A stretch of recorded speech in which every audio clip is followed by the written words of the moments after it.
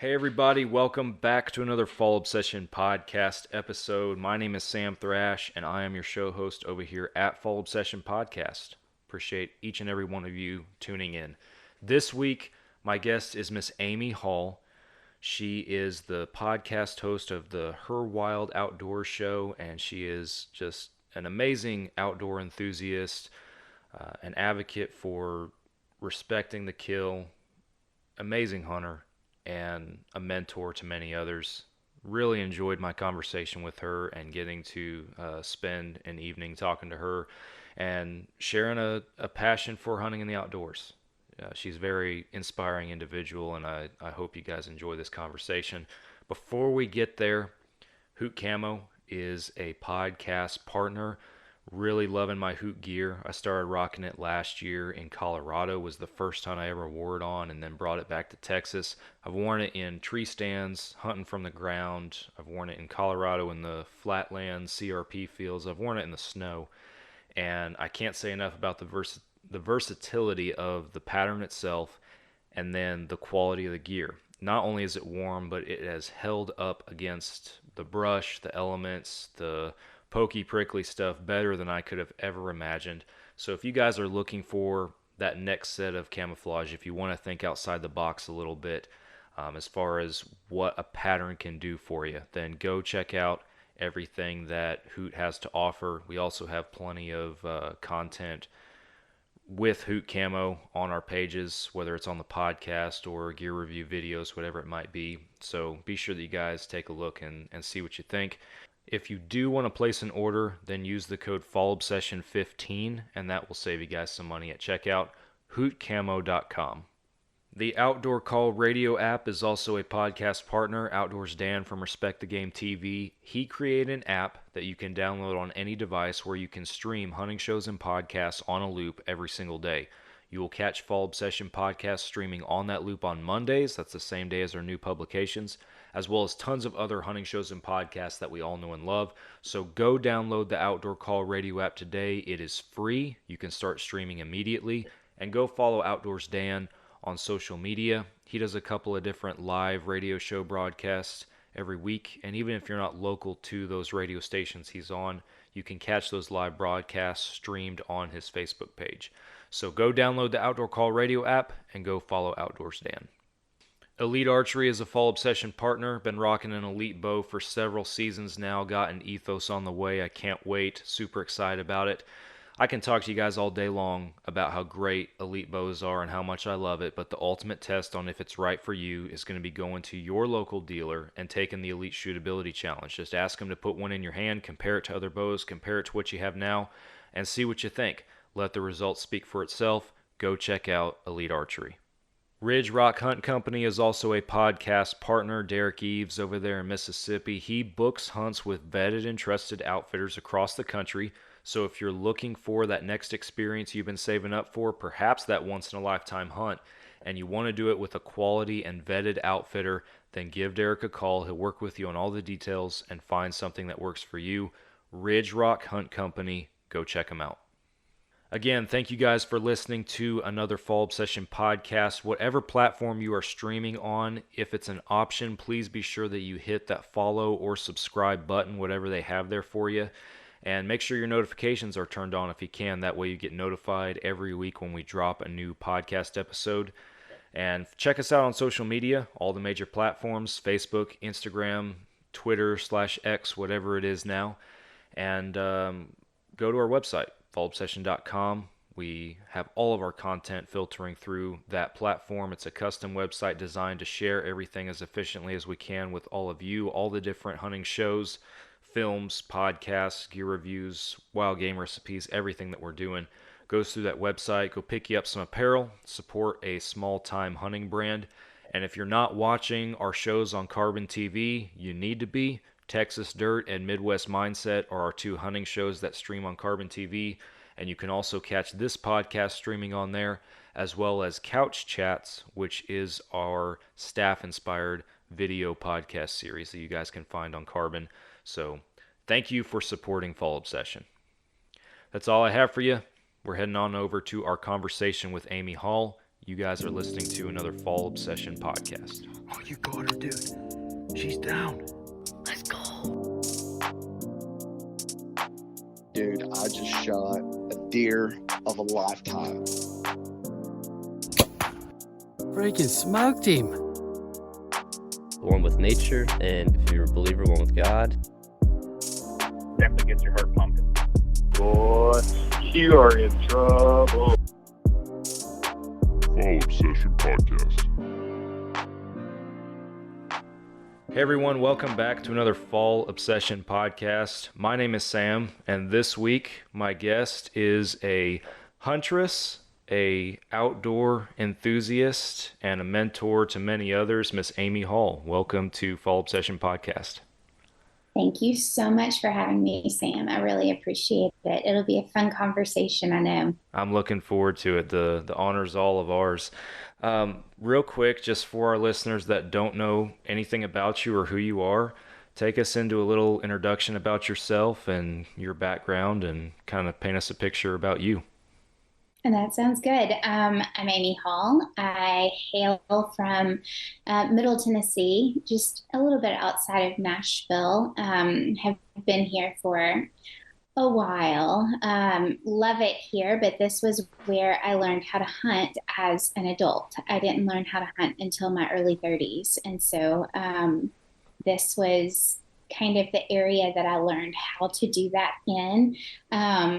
I was originally from West Tennessee, which is like duck hunting mecca, and never hunted when I was growing up. So it truly just started with deer hunting and kind of went from there into duck hunting, birds, geese, turkeys, small game, all of that. It kind of just exploded. And truly, it started with the podcast, Her Wild Outdoors. And that was my gateway into learning how to hunt, was to talk to other women about how they did it. And it truly just opened doors wide to the whole hunting community. So Wow. That's a little bit about me. I've worked in the outdoor community with our Tennessee Wildlife Federation for a couple of years, and now I work for Tetra Hearing, which is a hearing protection company for competitive shooters, hunters, but also anybody that works around loud equipment. So it kind of works out great to be able to still work in our industry. And I've got 2 teenagers and a little small farm in the back. So that's a lot of information, but that's me. No, that's awesome. So you talked about being an adult onset hunter basically, and starting into all this, in your 30s. You briefly mentioned the podcast. I want to get into that here in a second, but what piqued your interest initially? What got you initially into hunting at that age? Well, I grew up camping and I grew up fishing. I've always fished small backyard ponds or creeks, rivers. So I was already kind of in that. They do say that fishing and small game is kind of that stepping stone into the hunting world. So I was always an outdoor person. But my ex-husband would go and he would bring home a deer once a year, and I wanted more. I was like, I need more to eat. I want more to cook. I want more variety, and thought, well, I could do that too. And so I went to a local hunter's education class and sat amongst a whole lot of young boys and me. It was great. It was a wonderful learning experience, and then just started in some friend's backyard, and it felt safe. I knew where I was. I was comfortable with where I was, and through trial and error started getting it. And a lot of trial and error. Yeah. It's never easy getting started. took a lot of advice from friends and the online community on how to do things here or there. But truly, until you get into that circumstance, specifically field dressing, it took a while to kind of figure out how I could do it versus how somebody else did it. And we all kind of do it the same way, but there are little things that just work for you, that make things a lot speedier, which also makes your meat taste better, that makes everything more respectful to the animal. So it was a lot of trial and error, but eventually I got there. Awesome. I want to ask Mhm. you specifically, with this being your background and your introduction into hunting in the outdoors, I want to ask you specifically about your first big game kill. Tell me about it, Mhm. because so many of us, including myself, I've talked to so many people that they grow up hunting from kids, Mhm. and even me, like looking back, I remember my first deer, but I also remember hunting with my dad before that and everything, Mhm. and so things like you're talking about, like the small little details, or the things that some people don't think about, the field dressing, whatever it might be. Like I remember that, but it Mhm. wasn't as a little kid, it wasn't that big of a moment in my mind looking back, if that makes sense. So Yeah. tell me about your first big game kill.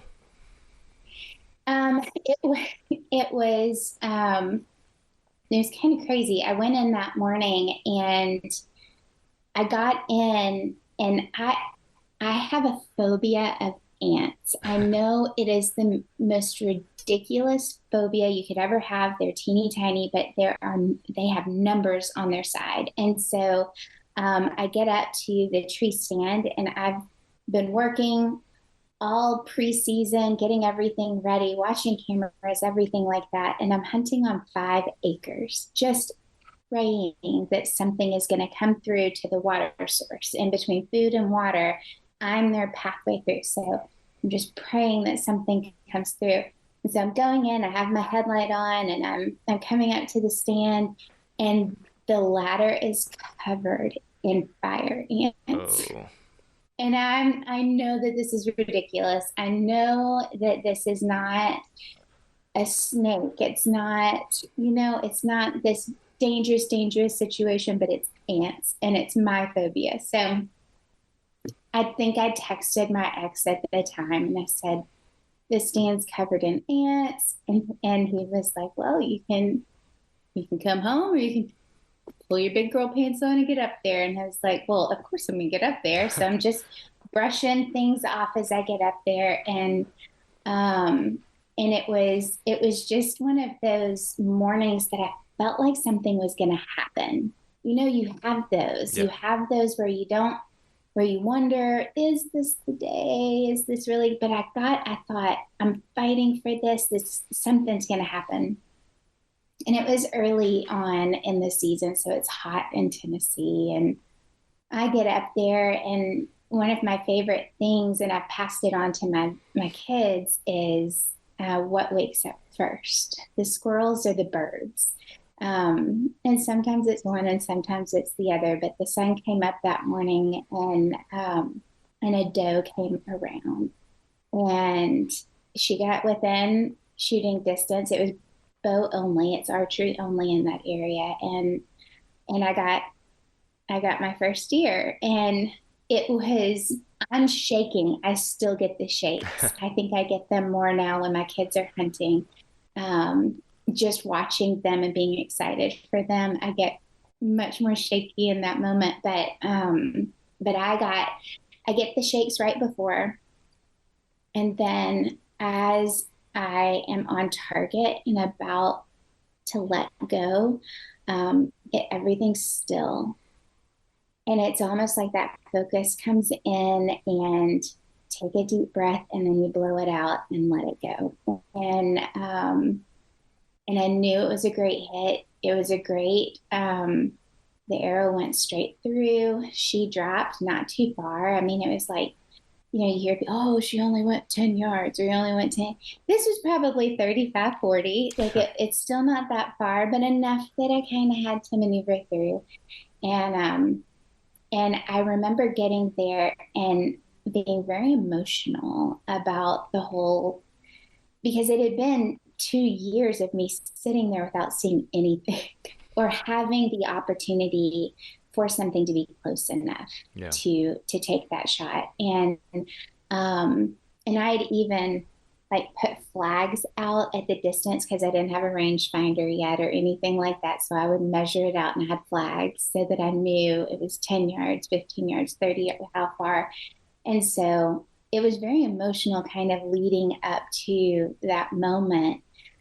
And then I got emotional because I had young kids at home. And when I went to field dresser, she had milk. And so my heart just sunk because I'm having this. People talk all the time about how hunters have to be these hard, like non emotional about taking a life, and it's not that way at all. It's actually very emotional. And I knew that she was food for my family. I knew that I had had a great shot. I knew that it was an ethical kill. She went down quickly, but it just had that moment. Yeah. And it was late on in the season. They can hold milk way past their fawns, needing them even after weaning. So it just was one of those moments that I had to walk through. And but at the same time, it was that sense of, look, I did it. Yeah. It was, and I think that, I mean, seeing both of my kids get deer in their life, and being alongside of them when they do that, it makes me look back and kind of feel like a kid in that, because it's a circumstance where you've done everything that you could possibly do to learn how to do something, but until you walk through that moment, you don't know what it's going to feel like. So it was a pretty great circumstance to walk through, and then to show up at the processor. I process now my own stuff, but at the time, to take the deer to the processor, it's my first deer, and they were walking me through everything. So I really did feel like a student at the moment walking through it all. So it was a great experience. That's an awesome story. I appreciate you sharing that. But Yeah. I love what you were talking about with, the emotion behind it all and everything. I actually just got done a couple weeks ago recording a podcast. I only bow hunt myself personally, and I got done recording an episode just talking about why that is. And I brought up in that episode that if hunting was only about the kill itself, if there was nothing else, if no other factor was involved, it was just the basic form of killing an animal, I probably wouldn't do it, because I'm not for lack of a more sensitive term, I'm not just this crude savage killer, and there's Yeah. so much more to hunting and everything that goes with it. And you painted a great picture of that, in that it's, there's an emotional level, there's a respect level that's there, and these animals have a purpose, right? And that's food on our table. So Yeah. that's awesome. It's one of those, I say it a lot, and it's one of those where you learn, you do, and you teach. And that's kind of how you pull it all together. I've had the opportunity, having kids, to be able to pass that on. My daughter, actually being 16, when she took her first deer, she had the opportunity to teach alongside of it, because the person that she went with did not know how to field dress. And she had been with me as many times as she had, being able to see that she was able to walk through that and teach. And she said, it turns it from just being an experience to passing it on. And when you get to go through all of those moments by learning, doing, and teaching, it creates a different hunter when you're able to do that. And it's one of my favorite things. I took two girls duck hunting in Texas recently who were competitive shooters, had never been wing shooting or hunting at all. And well, one had been gun hunting for deer and turkey, but never ducks. And I just sat back pretty much the whole first morning and just let them have that experience. And I watched the expressions on their faces and answered the questions that they had and celebrated with them as they had their moments. But that's one of my favorite things, is just to walk along somebody and see the success that they have, whether it's a kill or it's a learning experience that they have. That's all a success. So Yeah. that's one of my favorite things. It sounds like the mentorship role, or the part that plays in your life, it sounds like that came very naturally to you, as time went on. Yeah, and I don't know if it has to do with motherhood or if it has to do with just something that's innate. I grew up with four siblings. I'm the oldest, so it's kind of automatically there. And then I worked in healthcare for a long time, so that's built in. When you're in healthcare, any type of healthcare, you're always teaching and learning. So I think it's probably a combination of all of it. But truly, being a mom has created that sense of wanting to see others succeed and grow and learn. But I don't know, the way that I started in the hunting part of it, I was the student. So I like to pass on information the way that I would have liked to have received it. And I did receive it in a lot of ways. So it's really just passing it on. Yeah. Part of my preparation for having folks like you on the show is, if there's content out there, which typically there is, that you're involved in this case, your podcast and everything, I typically spend some time, for lack of a better term, binging it.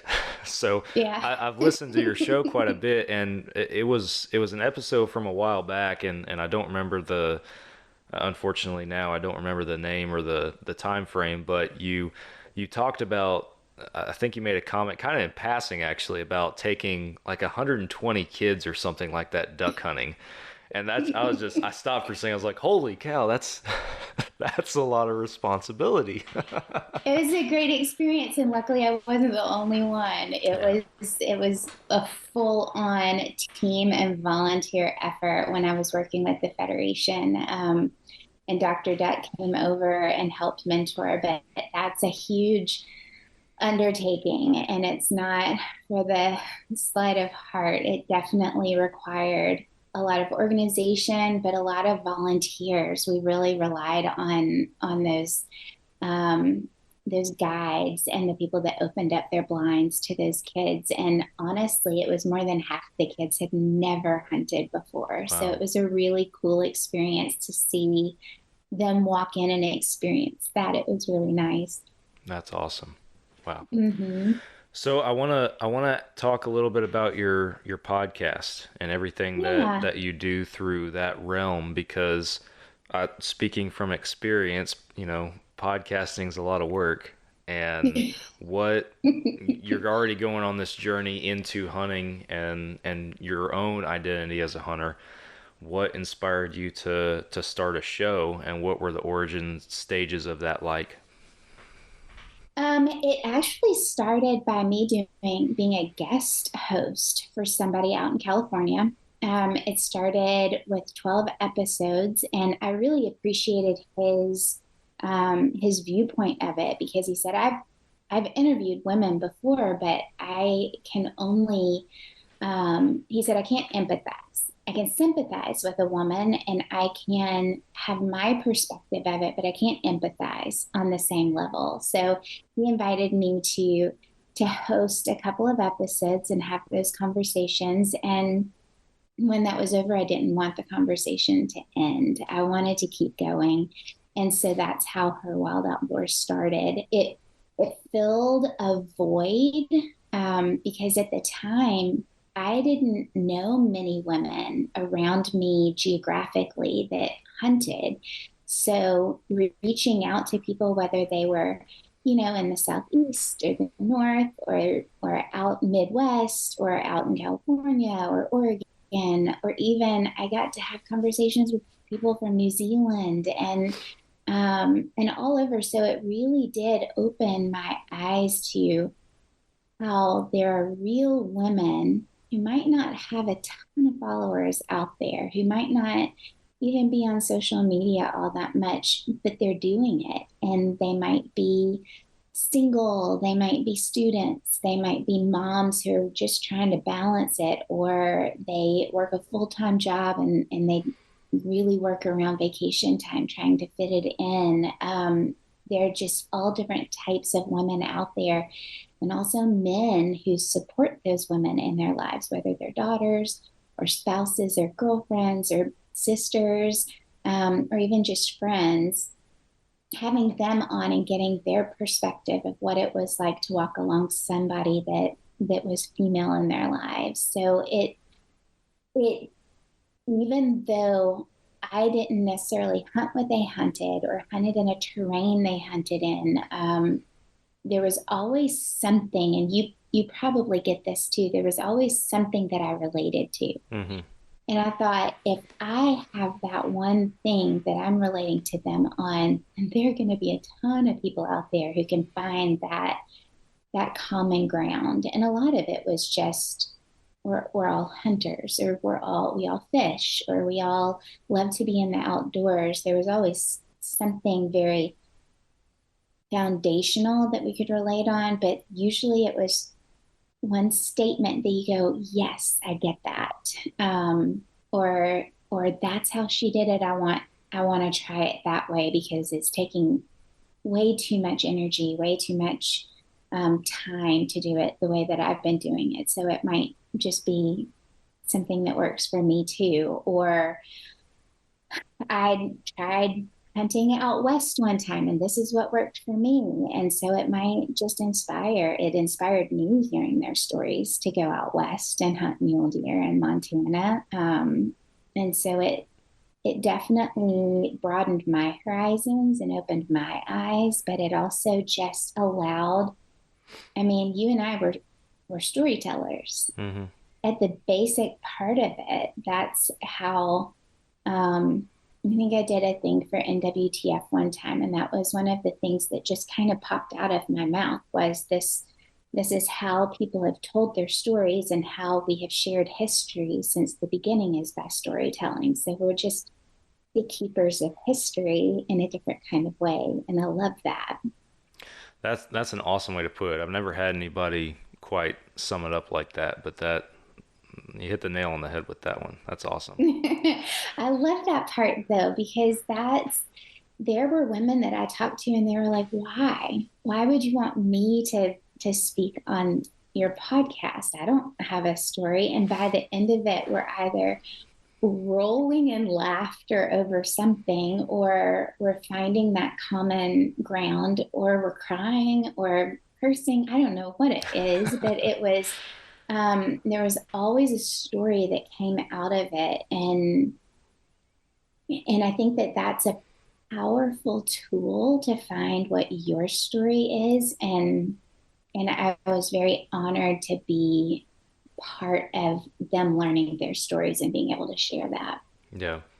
You listening to your episodes and your show, you jump right in, and yeah, you are able to make that connection very early with your guests for sure. And I can appreciate that too. And I don't know, there's something about just hunting and podcasting, and for me, keeping it casual and low key, because like even to this day, I have guests on our show that, you know, they've never been on a podcast before in their life. They never thought they would be on one in the first place. And I extend the invitation to have them on, and you can see their nerves and how tense they are at the very beginning. But once you just start talking about hunting, just as general of a topic as it is hunting, everything just calms down. And by the end of it, they could host the episode, in my opinion. You know? And that it's awesome to see what that can, the power that has in this atmosphere.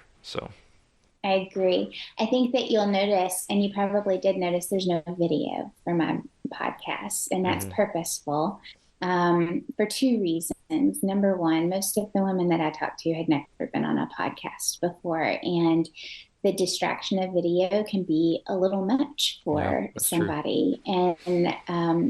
And so I just went vocal, and I would start out, "Hey, how are you?" on video, and then I said, "Okay, we're going to switch it off, and we're just going to have a conversation." The other reason is the visual of a woman. I think sometimes it can be that way for a man as well, but the visual of a woman gets judged before their story. And so having just their story being told versus the distraction of what they look like gives power to their voice versus the visual of what they look like in the beginning. You can always go and find what they look like in their pictures and things like that. So it's not completely disguising who they are, but it just gives power to their voice. And I talked to a couple of women before starting the podcast, and that was kind of the conclusion that my little friend group came to was, I think that this might be a good choice. It might change, it might evolve, there might be other ways that it goes in the future, but it worked for me and for the ladies that I talked to. That's an interesting take. I've never thought of it quite like that myself. But It's not wrong. no, It's to not right your or wrong point, either you're not way. you're not wrong in any sense of the form. Like and Mm-mm. it's applicable to women and men, as you Yeah. said yourself, because there's the old saying of don't judge a book by its cover, and you could have anybody on your show, doesn't matter who they are or what they do, and Mhm. somebody takes one look at an individual, just in a photograph, and that sometimes can decide whether or not they're going to hit play. And Yeah. that's an interesting outlook on that, and a lot of forethought into your show from that standpoint. So awesome. Well, it was also me coming fresh into it as well. I don't mind it as much anymore, years now down the road. But me, myself, and I, it allowed me to have like a sticker up here that said "Don't say." I still do that all the time. It's the amount when you go back through them and you start counting up or you start listening to it. It definitely created a place where I slowed my conversation and waited for words versus trying to fill it. I still say it all the time, but I did have signs that saying, "Don't say." No, it's not a Just it's not a bad thing. I think back to when our show started, because we didn't start doing the video side of it. We're at almost 200 episodes now on our show, and we didn't mm, start doing videos until like 90, 100, somewhere in that range. mhm. And I think back to the very beginning. I go back and listen to those episodes sometimes as a reminder how far we've come. But thinking back to you know origin stage, it's just like, yeah, it was a good call to not do videos. Not just because we look like a bunch of goobers, but also some of our filming locations or recording locations probably weren't the most appealing. I would say so. I was probably in the same. There were a couple of podcasts that kids had to be doing things, and I was in a closet doing a podcast. I, I've So you do what you recorded got to do. I've recorded in a closet before. I recorded in my garage before. And at the very beginning, when we Hmm. started our show, I recorded multiple episodes in the cab of a pickup truck, like just parked in a parking lot or in a driveway, Yeah. where it's quiet and calm and everything. I've done that as well. So Hmm. Yeah. You just do what you've got to do. yeah. One of my favorite podcasts that I did, I've done a couple in person where we've been on location, and those are my favorite because Aren't they of the the best? it's the energy that happens with them.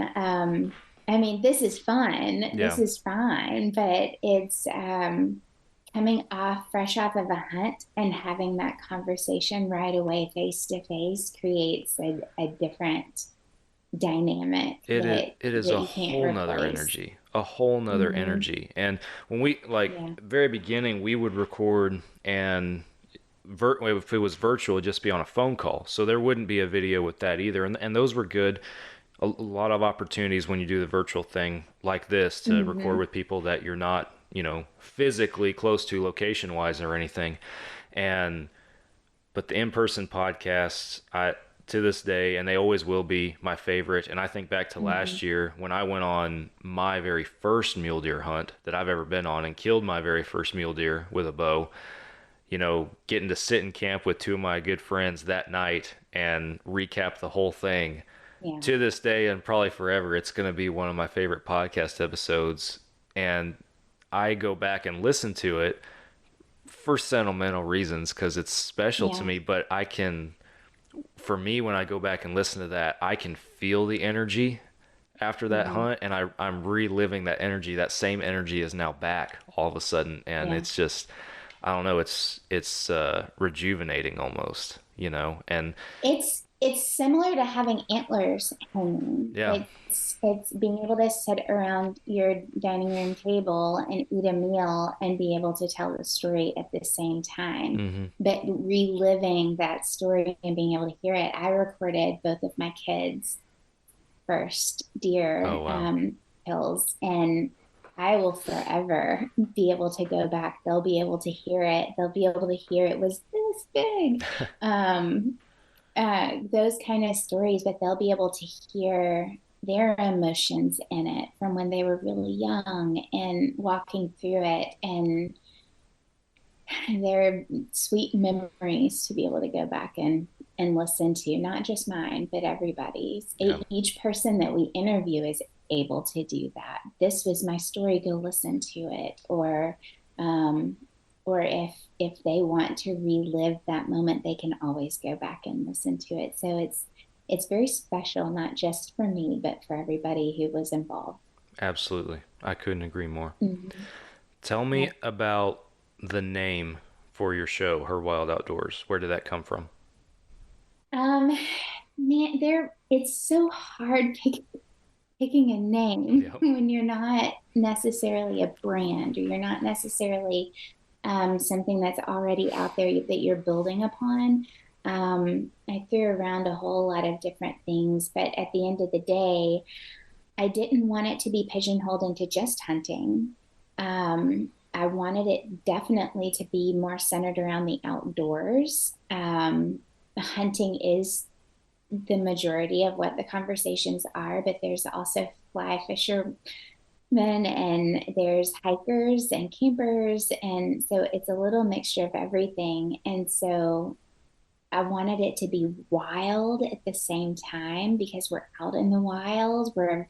But it also was a play on words because I feel like it brings me into that wild part of it as well, where you grow up needing to be in a box and you have to follow the rules and you have to just follow the line that's laid out for you.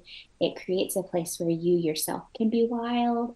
And then, of course, her, because Hmm. it was mainly for women in the outdoors and the men who supported them. So that's kind of how it was a little play on words with the wild part, but I definitely wanted it to be simple and easy to understand what it was going to be about. Hmm.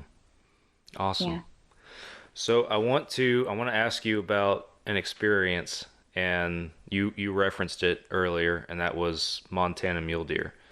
Yeah. Because you've talked at the beginning about your background and just the part of the country where it all began for you, but then Hmm.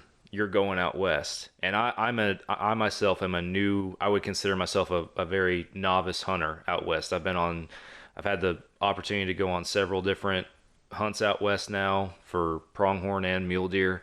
I've learned a lot. I still Hmm. don't know a lot, but I want to hear about your experience going out there. It was a bit of I had had shoulder surgery that July. I had completely torn my shoulder when I dislocated it pulling Mm. back on my bow. And so the first part of July, I mean, I have a pin in my shoulder, and I have had to have the whole labrum completely Oh, reattached. wow. And when I told my surgeon, I said, okay, but at the beginning of November, I'm going out west, and I'm going to need to shoot a gun, and I'm going to need to wear my pack. And he went, no way. He said, yes, way. In fact, his one of his statements was, well, can somebody else just shoot it for you? And I said, no, No, that's A, not how it works. illegal, but B, that's my tag. Yeah. And it's gonna be my hunt. And so I worked really hard to be able to get range of motion back. And instead of taking a 308 that was really heavy and packed a punch, I took a 243, and which is a fabulous gun to be able to. I mean, there was no way I could draw back. I'm still working back to that, but that 243 really helped out. In being light and being very consistent in a shot, and so I was able to be ready to go. But it was it was a girlfriend that I'd actually been that I'd interviewed twice. We had a great conversation on the word hunter versus huntress in one of the conversations, which was a fun one. But she is a young woman who invited me out, and I drew a tag. So drove from Nashville to pretty much central northern Montana. That's a haul. It is a haul. I had a great cooler in the back, and I was ready to go with my pack and my gun, and we were out there for almost a week. It was warmer in the season than it normally was, and so the mule deer were not migrating through the pass at all.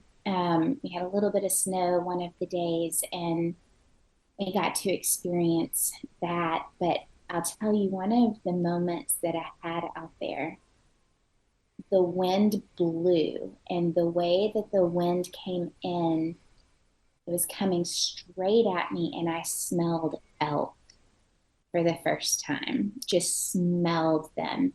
I got goosebumps all over. It was like I turned to my friend and I said, smell elk. And she goes, yeah, that's elk. They're probably like 2 miles away. And I said, but they're close.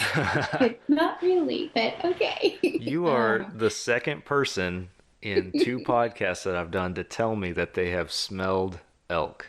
That's awesome. It's this sweet, musky smell that is different than anything else I've ever smelled. And it was just this automatic, that is what that is. But I jumped ahead just a little bit. The whole time that I was prepping to go out there, we're flat here. Mm-hmm. I mean, we have a little bit of mountains in the eastern part of Tennessee where the Smoky Mountains are, but where I am, it's pretty flat. You got to find a hill to walk to really work on your endurance. And I'd put 40 pounds in my pack and just gruel it out in the heat of the summer, which doesn't quit being hot until November. So that really helped getting ready, getting food together, figuring out. That's the fun part that I like, is the organization of what do you need and what do you not need, how light can your pack be, and what do I need to take with me. I didn't know that bear spray doesn't work under a certain temperature. I didn't know that either. It's on the can. It gives you a little warning on there. If you are below a certain temperature, it's not reliable. And so I went out. I had my 9mm with me, which is perfectly fine, but it's not gonna do the safety part of it that you need for it to do. So I had a 44 mag with me, which was kind of comical to see because I'm a very petite person. I'm not tall by any means. I'm right under 5'2". So this big 44 mag looks like a monster of a gun on me. But truly having the rifle and having the pistol and having the revolver, and the other people in our group had them as well. We weren't as worried, especially with the temperatures dropping as they were. It was more the cats out there that we were needing to keep an eye on. But it was a great experience. It kind of combined my love for camping and hiking, and I will tell you those poles were a huge help to me for balance, climbing on rocks and getting up high. And I don't know, it was way different than Eastern hunting. And I'm not much of a tree stand hunter. I will tree stand hunt, but I would much rather be on the ground and kind of blind myself in after I found sign. And that's one of my favorite ways of hunting, is on the ground and being able to move around. I don't like to sit still. So I have a little bit of a different take than most Eastern tree hunter and blind hunting people, but it was a blast. I did not get a buck by any means, but I did not come home empty-handed. I came home with a doe. I was not going to let that tag go unfulfilled. Yeah. And then I don't know, do you know that if you're over there, always get a wolf tag? Always get your over-the-counter wolf tag. It's $50. We walked up on a guy. We ended up in the coulees instead of in the mountains. We ended up in the coulees at one point, and we saw some bucks and knocked on somebody's door, and most of them are ranchers. So if you get a wolf on their property, they are very, very happy. Yeah. Especially being up near the Canadian border, just being much closer to where there are a lot of them up there and a lot of cattle that need to be protected. So for $50, it's worth going ahead and having that tag. And then you don't have to worry about, was it self-defense or was it you're legal in that part of it. But you don't have to draw for the tag. You can just get it at the store. And it's kind of nice just to have that in your pocket no matter what. Yeah, for sure. Mm-hmm. Montana is a beautiful place to hunt and to just have an experience in the outdoors, regardless of your kill. I was blessed. That's the only state I've been pronghorn hunting in was Montana, and I went 2 years in a row, 2018 and 2019. I was actually very fortunate. Again, I'm a bow hunter, so I was very fortunate. Didn't realize till later how fortunate I was the first year to shoot a Pope and Young buck with my bow. My first trip up there. Super Very blessed. lucky. Yes, Yeah. super blessed to fill my tag. But what I learned, and obviously now being able to reflect on it, is I think the experience that experienced-wise I drew more from was the second year. And I ate a tag sandwich the second year after a week of hard hunting. But we were in a different area, and the hunt itself, the scenery, just all of it, the adventure that it was, you can't make it up. And you can't, no photograph, no hunting show, no video that you can take replaces or can sum up being there. And the second year for me, as frustrating as not going home with one was, that one meant just as much to me, if not more in a different way than the first year did. Just because I of think Montana. those hunts, I've had plenty of tag soup hunts in my experience. And as long as you walk away having learned something, it is definitely a success. Yeah. Being in a place where it's not a usual location where you can learn something new is exciting. But yeah, Montana is gorgeous. And I'm lucky enough to have friends there that will just pal around with me and take me where their favorite places are and be able to see the beauty of it. I think Montana, Wyoming's beautiful when I've gone through and driven through and visited. And then Colorado, of course, is another one of my favorites. One day I'll get to hunt those places. I tried drawing this year for an elk deer combo tag in Montana and did not get lucky. Maybe next year, we'll see. Yeah. But that's a hope. Yeah. That's definitely a hope. I've hunted Texas for turkeys. That was my first turkey was a Rio in Texas with NWTF, and it was a hard hunt. It was not easy.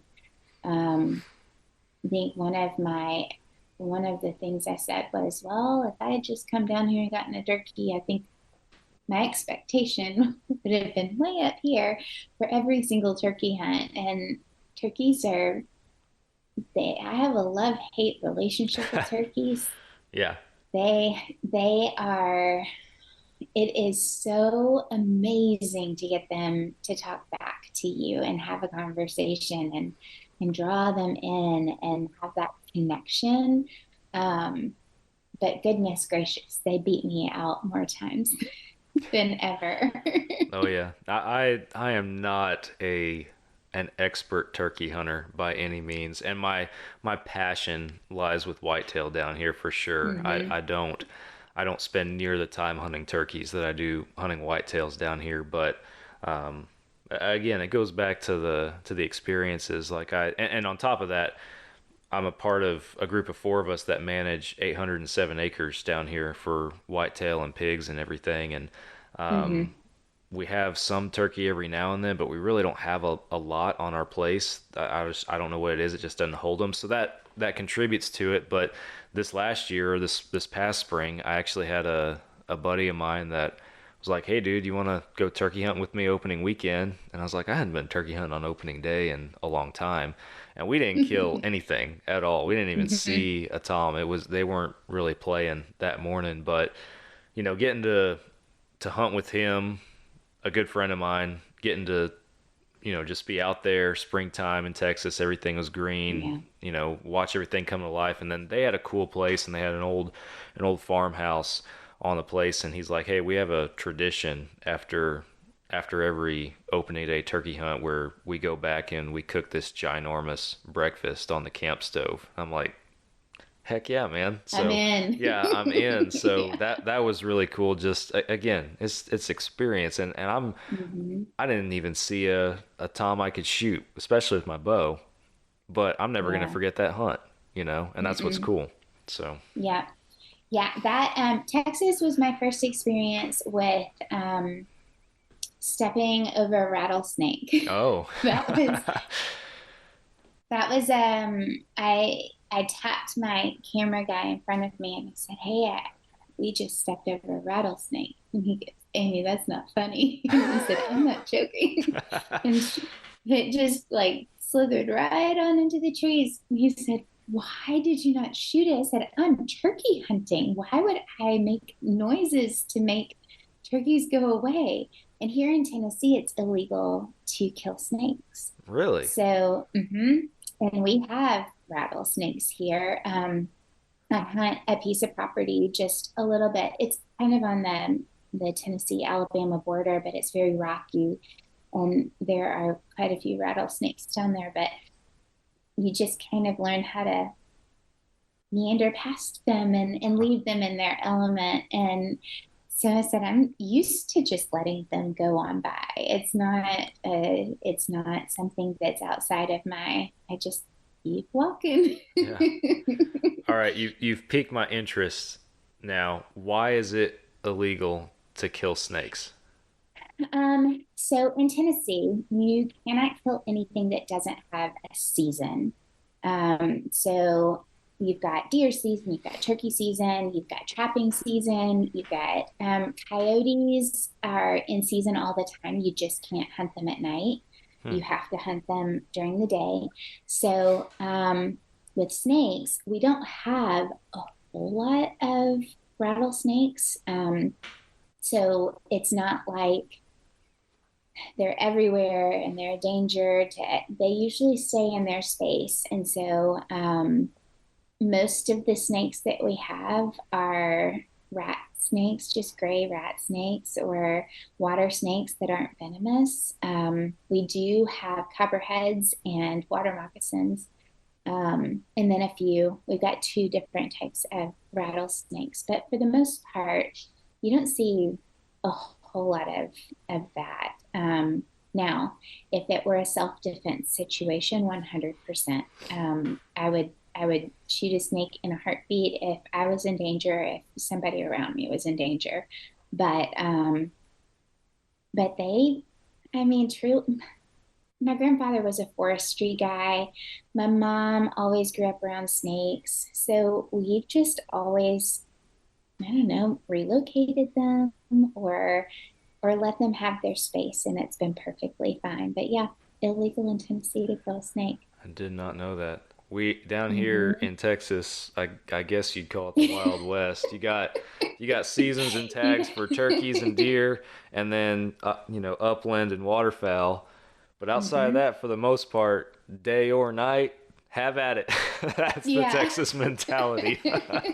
That it was my first time when I was in Texas. It was my first time hunting something in the evening, and that was a new experience for me. So it was. I enjoy all of my hunts that I've done in Texas. I've enjoyed. I really enjoyed this last one. It was just right after Christmas that we did this duck hunt. We were hunting with Ducks Unlimited, and just kind of showing the difference between competitive shooting and waterfowl hunting. And the night before we were flying out, I have a big dog, a really big dog, and he popped me in the cheekbone right Oh, here with his head. Not his fault by any means, but it cracked my cheekbone right here. oh And wow. I woke up the next morning with a full on black eye. So here I am walking through the airport with three shotguns and a black eye going to Texas. I'm sure that they thought, where is this girl going? We're not going to ask. So that was a fun, you never know Yeah. what you'll see in the video. I either had sunglasses on or they were shooting from this side. It's like, just don't get the black eye. It was a funny story that I had to repeat a lot. That's not your dog. And I said, yeah, my dog. It just happened. But I think that I don't even know where I was going with this. I enjoy hunting Texas Yeah. every time I've gone. I've always enjoyed it. No, I've grown up hunting it obviously, it's always gonna have it's always home, and it's always gonna have a special place in my heart. Mm-hmm. I have hunted Texas in some unfavorable weather, both extremes, cold Mm-hmm. and hot. I think about a couple years ago, and I talked about it on our show before, but bringing my staff manager here at Fall Obsession down here to hunt pigs in July in Texas, because he's outside of our organization, he's a school teacher, so that's when he was on summer break, and he Mm-hmm. wanted to come down. I said, "Hey man, come on, it's gonna be hot," and we were hunting Texas in the evening time. Sun's going down. It was still 110 degrees outside, and it was temperature wise, it was uncomfortable. But he was having a Mhm. blast. I was having a blast. We ended up getting him a pig. It was amazing, and It was a good day. yeah, it was a good day. We were soaked, but it was a good Uh-huh. day.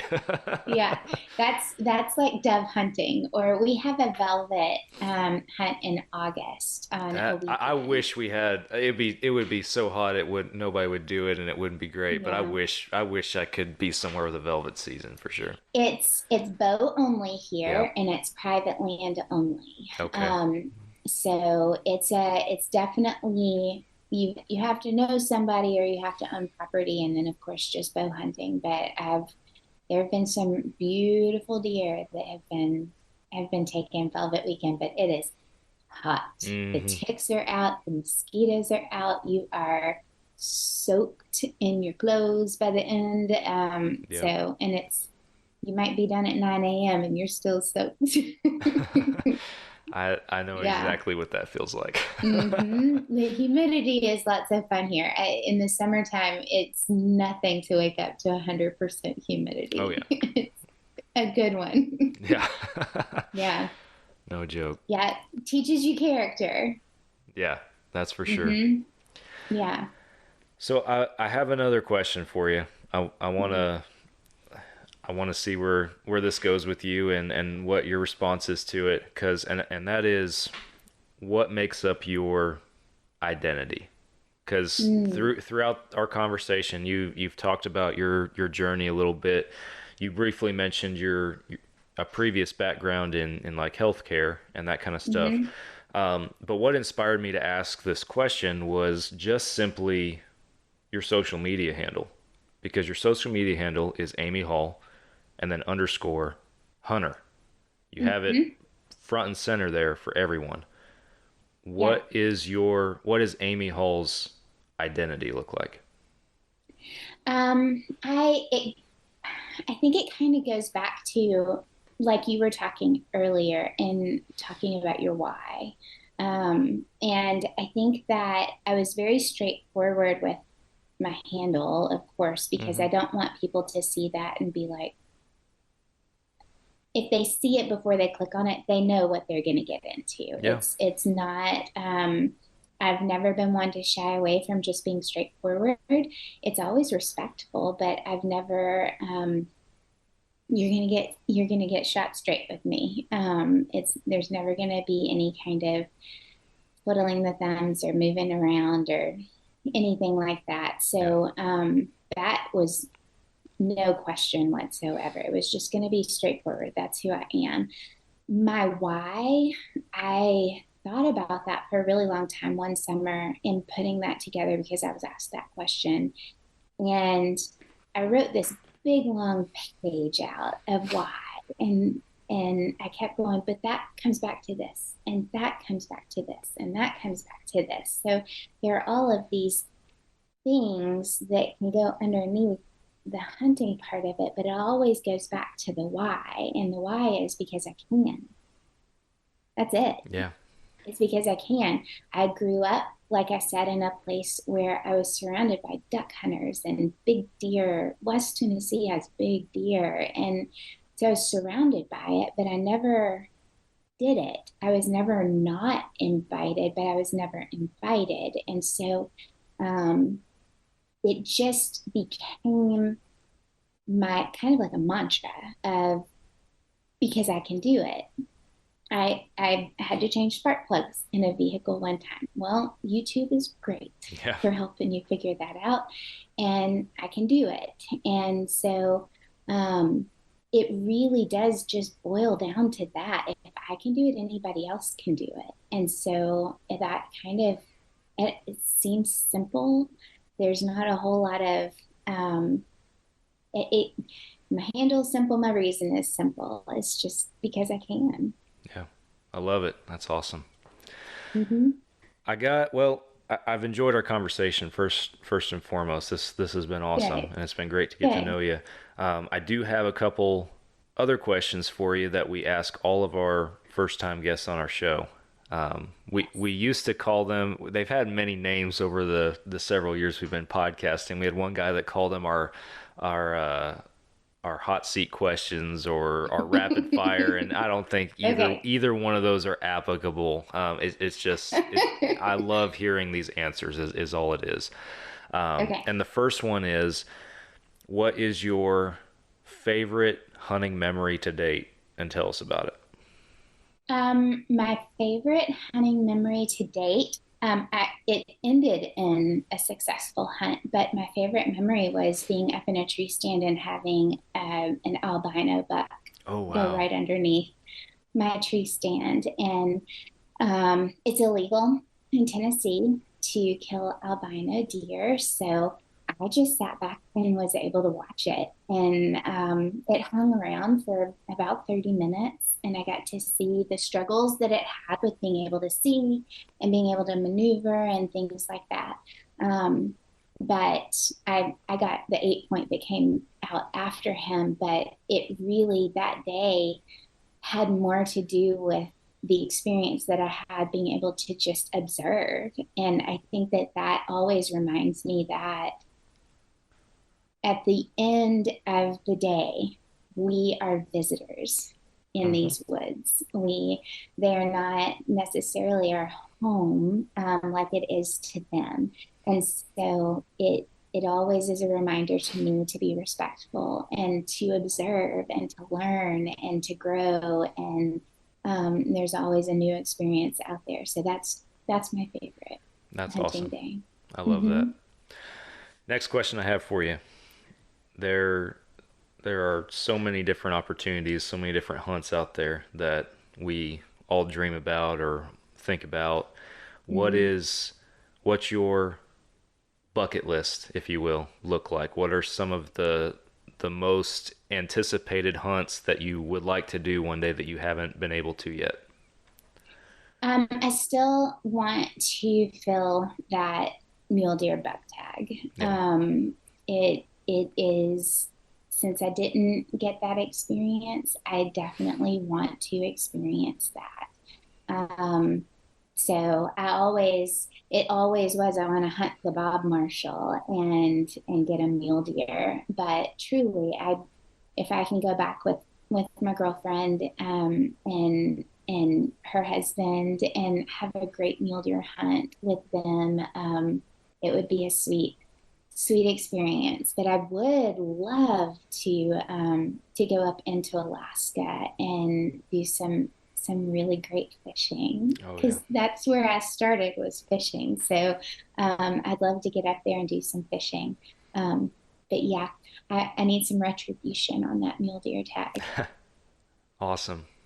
Good Now, stuff. if all bets are off and I could pick anywhere, I'd be hunting tar in New Zealand. Okay. Awesome. Yeah, that would be incredible. Yeah. Well, Amy, I really appreciate you coming on our show and taking some time to share Of with us your course. journey this evening. It's been awesome.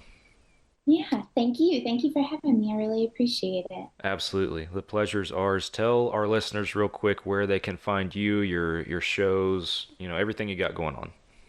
Okay.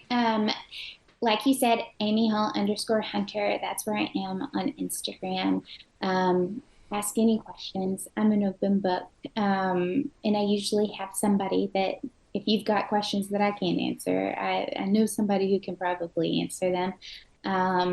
Her Wild Outdoors is on any podcast listening that you've got, whether it is Apple or Spotify or anything like that. You can find it anywhere to listen to. But yeah, that's where you can find me. Awesome. Well, folks, if you're tuning in, be sure that you go follow Amy and her journey and Her Wild Outdoors. Listen to the show. A lot of awesome stuff going on over there. If you haven't already, on whatever platform you're listening to this podcast on, we appreciate you hitting that follow button. And with that, we're going to hang it up for this episode, and I'm back with you guys again next week for another one. Catch you then.